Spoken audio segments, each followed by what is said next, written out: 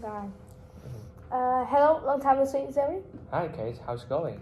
I just came back from France. I was really shocked about that culture. Very different from Vietnam. Oh really? Well, I just got back from Japan, and it makes me stunned by their culture. They're suddenly opposite to our native country. So what's going on there? I just met someone on the street, and at that time I wanted to make friends with them because I want to know their culture so far. And I realized that when they were talking, they always keep distant from each other about an arm length or one foot that they were comfortable with. Another thing that made I interesting that was the traditional kisses on the cheek is very important right in France. But there are certain rules for it. Normally, it only happens with women, children, and men who are very close friends. Moreover, the French may seem reserved upon first meeting. However, during subsequent meetings, touching during a conversation is acceptable and considered a sign of affection. Well, I'm amazed about your speech, but are French people serious about their privacy? Of course, the French are private people and have different rules of behavior for people within their social circle and those who are not. Although the French are generally polite in all dealings, it is only with their close friends and family that they are free to be themselves. The way a French person communicates is often determined by their social status, level of education, their age, and which part of the country they were raised in. Tongue and choice of words will vary among these factors. Generally, they will communicate in French, but some may use their regional dialects. Mm, wow, so are there any cultural similarities between Vietnam and France? Let me see. I think the way which the French treat their private spaces demonstrates cultural similarity from typical Vietnamese. Like when you're working around toilets, you can often see groups of young people dining together, sitting by the river, and generally enjoying the city. It sounds like youngsters in Ho Chi Minh City that they often spend the times to walk on the street and go to landmarks to enjoy the city. Yeah, and how about you? What happened in Japan?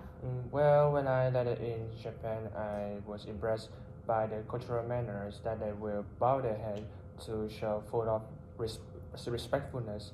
Also, in a long conversation that is nothing related to somebody else, they will move out a little bit to avoid the disgracefulness that will gonna distract the talk. In a nutshell, I appreciate their gestures with plenty of the good behaviors that we can learn from them. It could make me feel delightful for a food trip. I think they are very strict in communicating and behaving with others in Japan. And how about their personal space? Well, personal space not even displayed on in the communication. It also appears in the public vehicles, for especially bullet trains in Vietnam. In Japan, when I came in, I was literally shocked by the scene in front of my vision. Many people fell asleep in their seats, so it is definitely silent inside without any noise. This because most of them are exhausted for a long time working, so they need to take a nap to refill their energy. If I had chance to go back to the train, I would find the empty spot to take a fake nap rather than make some distorted sounds. What do you think Japanese culture is quite different from Vietnamese? Well, it is tremendously dissimilar to the act by Vietnamese people. I mean, like most of Vietnamese people will pause our conversation without any suitable reasons or they will shout out loud in public places.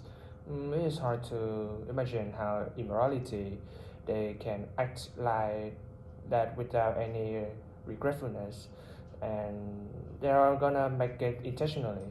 In conclusion, Vietnamese people can fix their demeanors to become more courteous to outsiders look. Such a beautiful cultures. I mean, they focus on attitude when talking to others, Tiffany cultures is built upon respecting one another. They always bow their head in conversations with one another to show that they truly respect to other person. While some people may assume that bowing is something done infrequently, this couldn't be further from the truth. So I think that I should learn about that because I believe that I can show my respect to others. From my perspective, it's my honor to learn a vast amount of information about France that could be useful to develop our behaviors to gesticulate nicely in every circumstance. I should learn more from that to improve myself. Okay, but I have to go now. Bye.